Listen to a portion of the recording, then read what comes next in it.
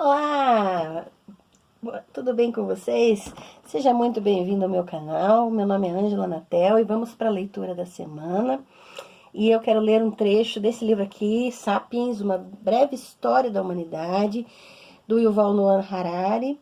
E é muito importante que a gente comece a ouvir vozes como a dele, que não são eurocentradas, que não são nem norte-americanizadas a respeito da história. O Harari tem uma trilogia. Esse livro aqui diz respeito à história do passado, tem o Homo Deus, que diz respeito ao futuro, e tem 21 lições para o século XXI, que diz respeito ao presente e à atualidade. Então são análises fantásticas. Quero ler um trecho do Sapiens, que se chama A Batalha entre o Bem e o Mal. O politeísmo deu origem não só a religiões monoteístas, como também a religiões dualistas. Estas reconhecem a existência de dois poderes opostos, o bem e o mal. Ao contrário do monoteísmo, o dualismo acredita que o mal é um poder independente, nem criado pelo Deus bom, nem subordinado a ele. O dualismo explica que todo o universo é um campo de batalha entre essas duas forças e que tudo o que acontece no mundo é parte dessa batalha. O dualismo é uma visão de mundo muito atraente porque tem uma resposta simples e sucinta para o famoso problema do mal, uma das preocupações fundamentais do pensamento humano. Por que há mal no mundo? Por que há sofrimento? Por que acontecem coisas ruins a pessoas boas? Os monoteístas têm de praticar uma ginástica intelectual para explicar como um Deus onisciente, todo-poderoso e perfeitamente bom permite tanto sofrimento no mundo. Uma explicação conhecida é que essa é a maneira que Deus encontrou de dotar os humanos de livre-arbítrio. Se não houvesse mal, os humanos não poderiam escolher entre o bem e o mal, e por conseguinte não haveria livre-arbítrio.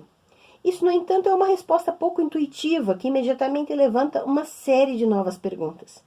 O livre-arbítrio permite que os humanos escolham o mal.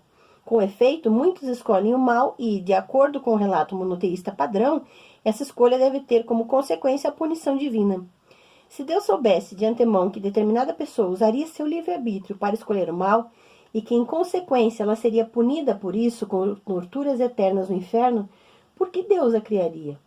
Os teólogos escreveram inúmeros livros para responder a tais perguntas. Alguns consideram as respostas convincentes, outros não. O que é inegável é que os monoteístas têm dificuldade de lidar com o problema do mal. Para os dualistas, é fácil explicar o mal. Coisas ruins acontecem até mesmo para pessoas boas, porque o mundo não é governado tão somente por um Deus bom. Há um poder maligno, independente e à solta no mundo. O poder maligno faz coisas ruins. O dualismo tem suas próprias desvantagens. Embora ofereça uma solução para o problema do mal, é incomodada pelo problema da ordem. Se o mundo foi criado por um só Deus, fica claro por que razão trata-se de um lugar tão ordeiro, onde tudo segue as mesmas leis. Mas se o bem e o mal lutam pelo controle do mundo, quem faz com que se cumpram as leis que governam essa guerra cósmica? Dois estados rivais podem lutar um com o outro porque ambos obedecem às mesmas leis da física. Um míssil lançado do Paquistão pode acertar alvos na Índia porque a gravidade funciona do mesmo jeito em ambos os países. Quando Deus e o diabo lutam, a que leis em comum obedece? E quem decretou essas leis? Assim, o monoteísmo explica a ordem, mas não o mal. O dualismo oferece uma explicação para o mal, mas não para a questão da ordem. Há uma maneira lógica de resolver essa charada. Afirmar que há um único Deus onipotente que criou o universo inteiro e ele é um Deus maligno. Mas ninguém em toda a história teve estômago para tal crença. As religiões dualistas floresceram por mais de 1000 anos.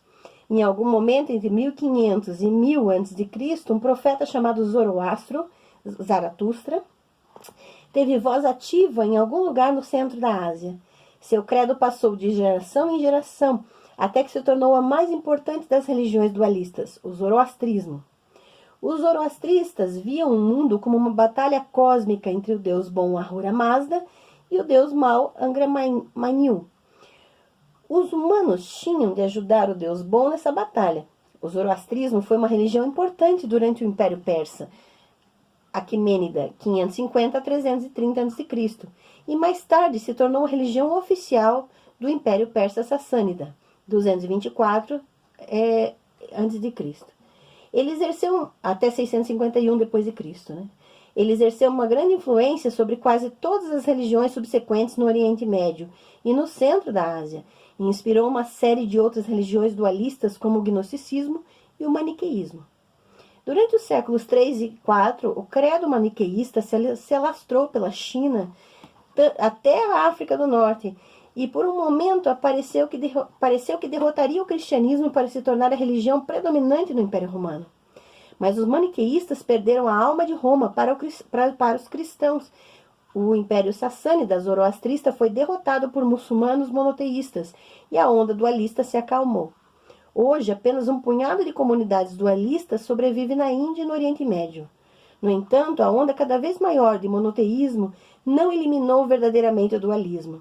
O monoteísmo judeu, cristão e muçulmano absorveu inúmeras crenças e práticas dualistas, e algumas das ideias mais elementares do que chamamos monoteísmo são, na verdade, dualistas em origem e espírito.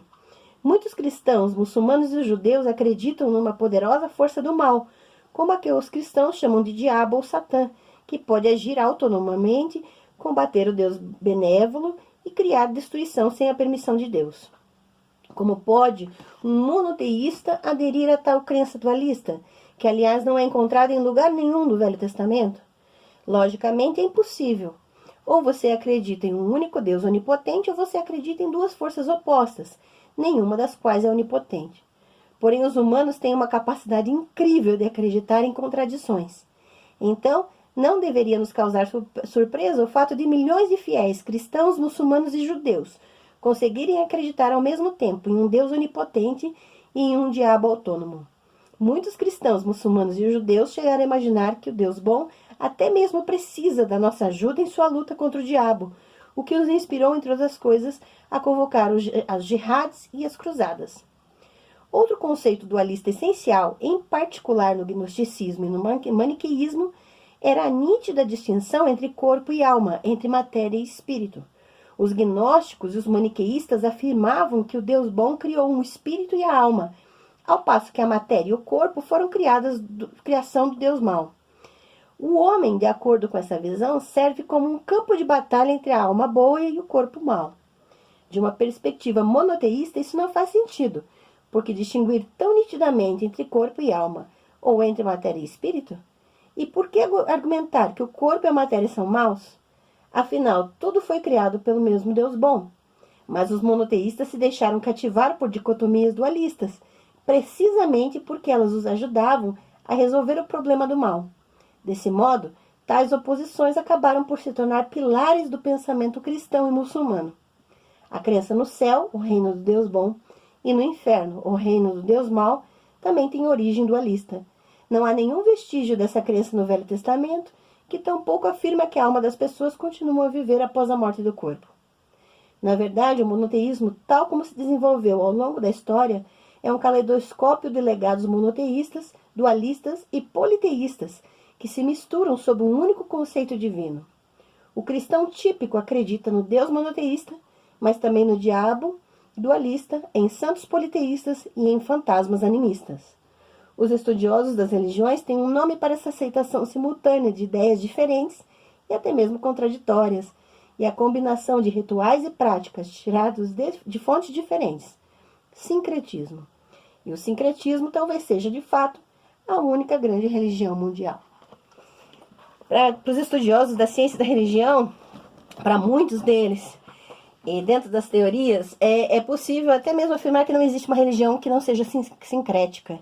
Então, eu realmente recomendo esse livro aqui, o Sapiens, que vai falar bastante da nossa história, da história da humanidade, de uma perspectiva bem ampla e, ao mesmo tempo, nos fazendo pensar a respeito das concepções que temos hoje.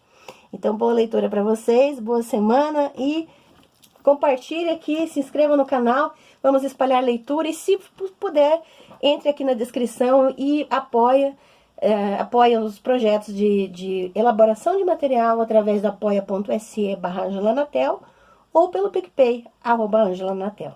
Abraço para vocês e boa semana, pessoal.